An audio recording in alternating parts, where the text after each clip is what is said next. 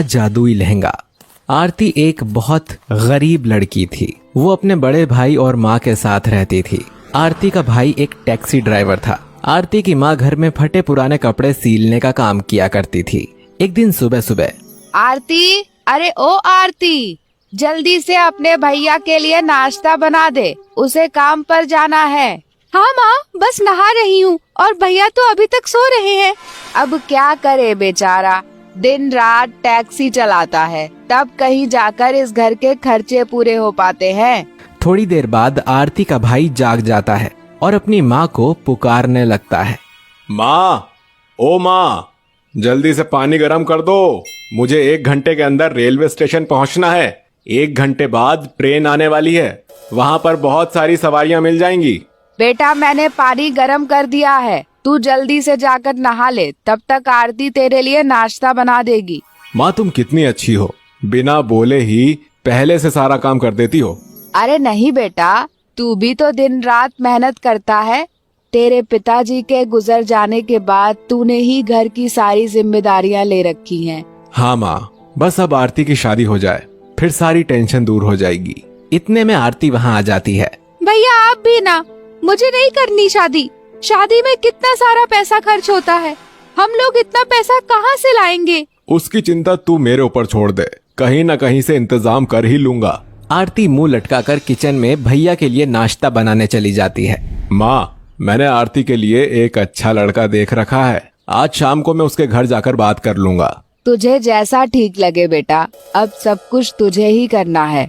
आरती का भाई नाश्ता करके अपनी टैक्सी लेकर रेलवे स्टेशन पहुंच जाता है।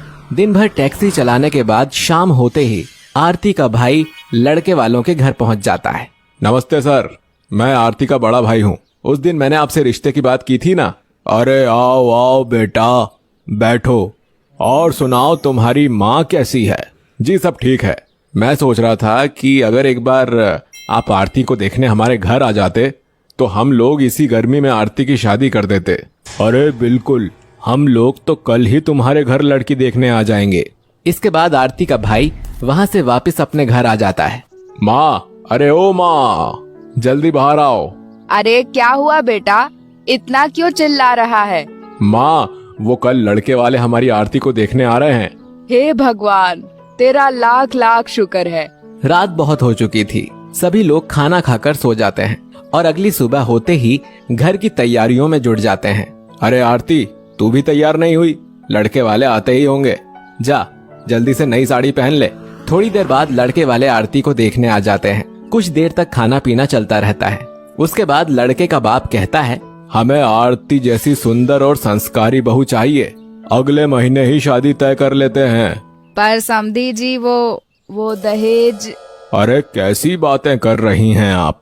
आरती हमारी बहू नहीं बल्कि बेटी बनकर रहेगी, हमें कोई दहेज नहीं चाहिए। इसके बाद रिश्ता तय हो जाता है और अगले महीने शादी की तारीख निश्चित हो जाती है।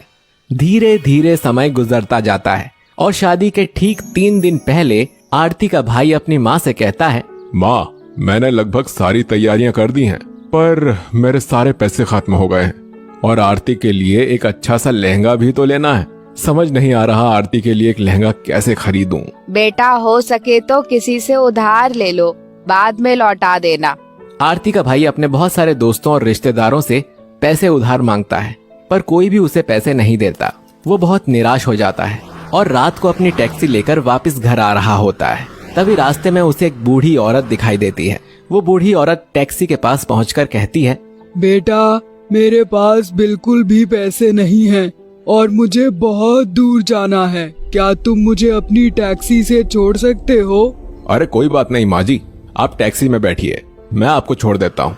आरती का भाई उस बूढ़ी औरत को उसके घर तक छोड़ देता है, लेकिन टैक्सी से उतरते ही वो बूढ़ी औरत एक देवी माँ का रूप धारण कर लेती है। कौन है आप? घबराओ मत बेटा, मैं एक देवी हूँ और उस रास्ते पर भेष बदलकर सभी लोगों की परीक्षा ले रही थी। तुम्हारे अलावा किसी ने भी मेरी मदद नहीं की। मैं तुमसे बहुत प्रसन्न हूँ। मांगो, क्या वरदान मांगना चाहते हो? 2 दिन बाद मेरी बहन की शादी है, लेकिन उसके पास शादी में पहनने के लिए कोई लहंगा नहीं है। अगर आप लहंगा। देवी माँ अपने जादू से एक लहंगा आरती के भाई को दे देती है। ये एक जादुई लहंगा है। इसे पहनने वाली दुल्हन अपने आप बहुत सुंदर हो जाएगी और उसकी सारी गरीबी दूर हो जाएगी। इसके बाद वो देवी माँ वहाँ से गायब हो जाती हैं। आरती का भाई जादुई लहंगा लेकर घर पहुँच जाता है और सारी बात अपनी माँ और आरती को बताता है। सभी लोग बहुत खुश होते हैं। शादी के दिन आरती वो जादुई लहंगा पहन लेती है। जादुई लहंगा पहनते ही आरती का चेहरा चमकने लगता है और उसके गले में मोतियों का हार आ जाता है और हाथों में सोने के कंगन भी आ जाते हैं और सारा घर फूलों से सज जाता है। जादुई लहंगे के कारण पूरे घर में फूलों की सजावट हो जाती है और तरह तरह की मिठाइयाँ और पकवान अपने आप प्रकट हो जाते हैं। थोड़ी देर बाद वहाँ बारात आ जाती है और पूरे धूमधाम से आरती की शादी हो जाती है। आरती अपने ससुराल पहुँच जाती है। ससुराल में आरती को देखकर सभी लोग दंग रह जाते हैं, क्योंकि इससे सुंदर दुल्हन और उसका लहंगा आज तक किसी ने नहीं देखा था। अगले दिन जादुई लहंगे की मदद से आरती बहुत ही स्वादिष्ट खाना बनाती है। वाह बेटा, क्या स्वादिष्ट खाना बनाया है। नई दुल्हन के आते ही इस घर में तो 4 चांद लग गए। कुछ दिन ऐसे ही गुजर जाते हैं और आरती जादुई लहंगे की मदद से बहुत सारा पैसा अपनी माँ और भाई के लिए भिजवा देती है और अपने ससुराल के सारे काम चुटकियों में कर लेती है। ससुराल में आते ही आरती सबकी लाडली हो चुकी थी, इसीलिए आरती की जेठानी उससे जलने लगती है। एक दिन मौका मिलते ही आरती की जेठानी आरती के कमरे में पहुंच जाती है। आज इसके सारे कपड़े और साड़ियाँ फाड़ देती हूँ, इसे मजा चखाना ही होगा। इतना कहते ही आरती की जेठानी अलमारी में रखे आरती के सारे कपड़े फाड़ने लगती है। तभी उसकी नजर जादुई लहंगे पर पड़ती है। तो ये है वो लहंगा जो इसने शादी में पहना था, इसका भी राम नाम सत्य कर देती हूँ। आरती की जेठानी जादुई लहंगे को फाड़ने लगती है।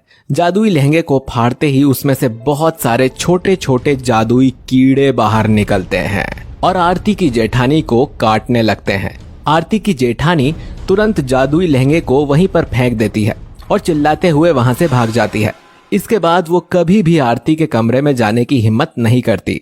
जादुई लहंगे की मदद से आरती खुशी खुशी अपनी जिंदगी गुजारती है और गरीबों को दान करती है और गरीब लड़कियों की शादियों में मदद करती है। ओह, मैं तो बताना भूल ही गया। ये कहानी आपको अच्छी लगी तो वीडियो को लाइक, कमेंट और शेयर कर दो। अच्छा, फिर आऊँगा एक नई कहानी के साथ।